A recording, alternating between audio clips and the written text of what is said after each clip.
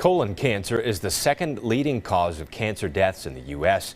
And though it is preventable, it's often diagnosed at a very late stage. We're talking more about this morning with Dr. Kumar. Good morning, Dr. Kumar.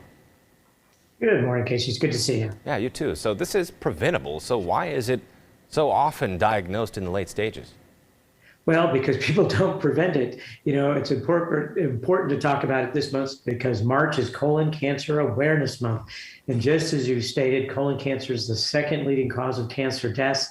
Over 150,000 people diagnosed every year, 50,000 people plus die every year, and it's preventable. And the reason it's preventable is because people that develop colon cancer, it starts off as a little polyp.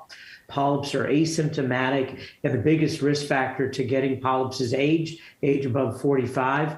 And so the current recommendations are that when you hit that age, if you're not high risk, meaning you have a family history in which you go earlier, but if you don't have a family history at age 45, talk to your doctor and get screened for polyps. Yeah. So once it goes beyond the polyp, what are the symptoms? What are we looking out for?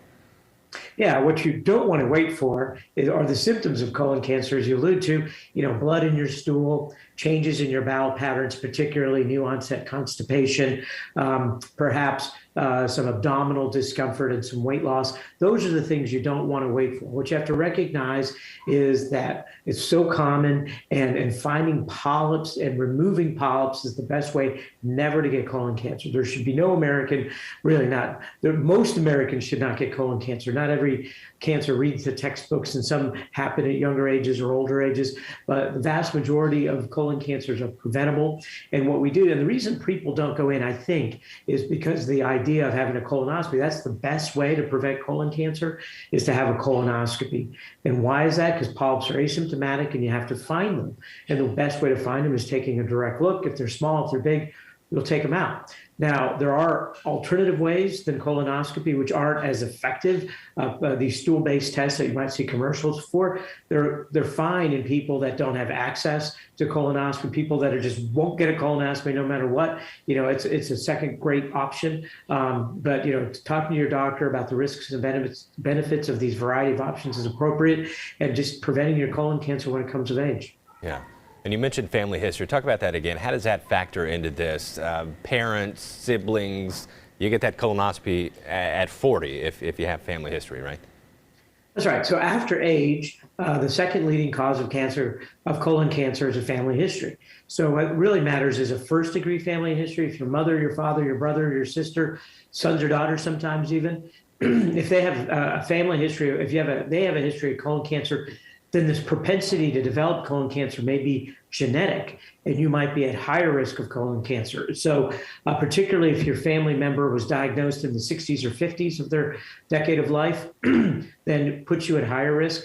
And then you should consider having your preventative tests earlier, at age 40 or 10 years prior to the age at which they were diagnosed. That only matters if they were diagnosed less than age 50, because if your dad was diagnosed at age 45, then you ought to go at age 35.